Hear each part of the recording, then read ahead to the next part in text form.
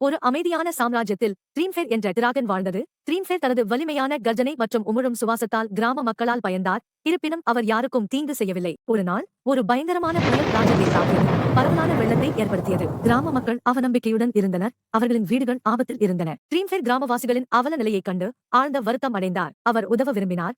ஆனால் அவர்களை பயமுறுத்தாமல் எப்படி அணுகுவது என்று அவருக்கு தெரியவில்லை. தைரியத்தை வரவழைத்துக் கொண்டு கிராமத்திற்கு பறந்து சென்று அவர்களின் கவனத்தை ஈர்க்க மெதுவாக கர்ஜித்து தூரத்தை வைத்திருப்பதை உறுதி செய்தார். முதலில் பயந்த கிராமவாசிகள் ட்ரீம்ஃபேரின் கவலையான கண்களை கவனித்தனர். மேலும் அவர் தீங்கு விளைவிக்க அங்கு இல்லை என்பதை உணர்ந்தனர். ஒரு தைரியமான இளம்பெண் எம்மா அவரை அணுகி உதவி கேட்டார். ட்ரீம்ஃபேர் தலையசைத்து தனது சக்தி வாய்ந்த சிறகுகளை பயன்படுத்தி ஒரு வலுவான காற்றை உருவாக்கியது.